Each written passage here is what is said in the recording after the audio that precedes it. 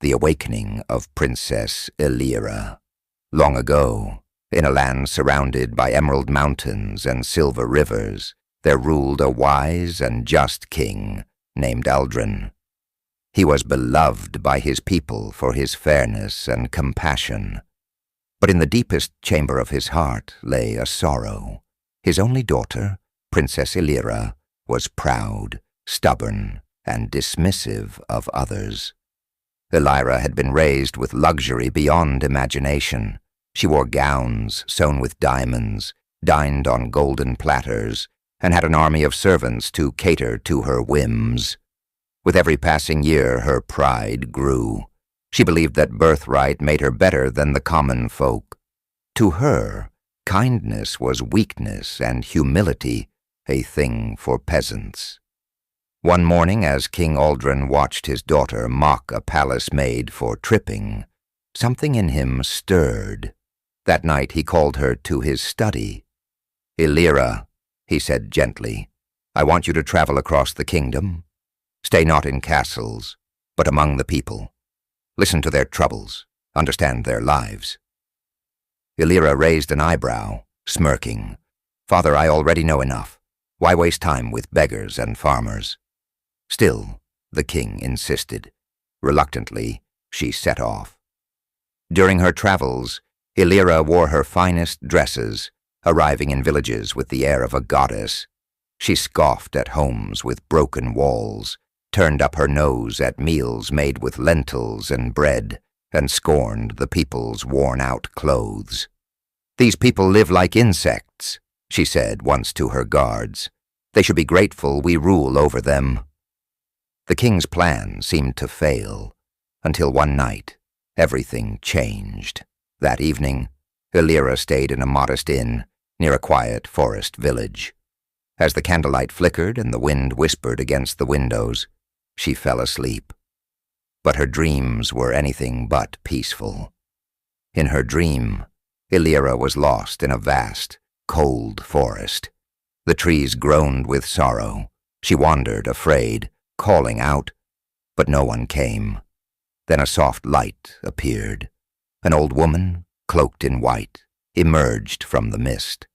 "Elira," she said, her voice like wind through winter trees, "you have seen wealth, but not worth.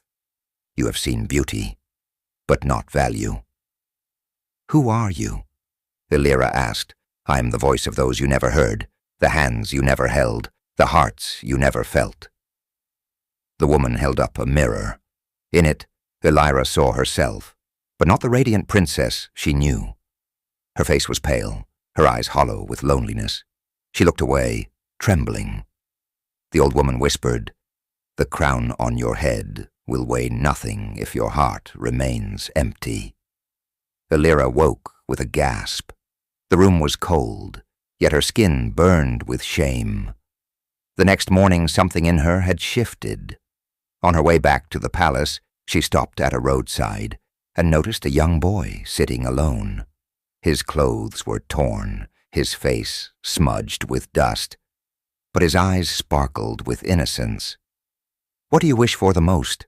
she asked him. The boy smiled, not asking for food, toys, or coins. "Someone to talk to," he replied. "Someone who sees me." Elira said nothing. For the first time in her life, she sat beside someone not to command, but to listen. From that day on, Elira changed. She returned to the capital and began working on a new dream.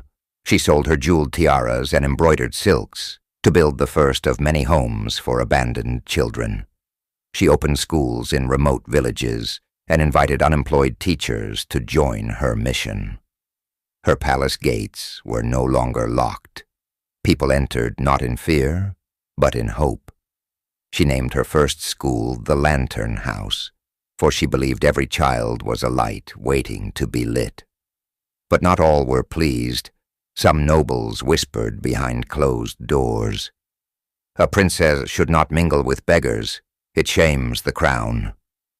When the king heard this, he summoned her. "Elira," he said, "some believe you are tarnishing your title." She looked him in the eye and replied, Then let them have their title. I want to wear kindness, not a crown." The king smiled. "Then you've become more than a princess.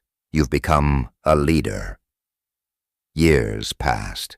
The kingdom flourished, not through conquest, but through compassion. Villages lit up with learning, homes echoed with laughter. People spoke of Elira not as a royal, but as a blessing. When King Aldrin stepped down, Elira took the throne. But she didn't wear a jeweled crown. Instead, she wore a simple circlet of oak leaves, a symbol of her love for the earth and its people. Under her reign, statues were not built of her face, but of hands holding each other, symbols of unity, humility, and change. And in the hearts of those who once feared her name, now lived only warmth. For they had once known a proud girl in a palace, and watched her become the light of the realm.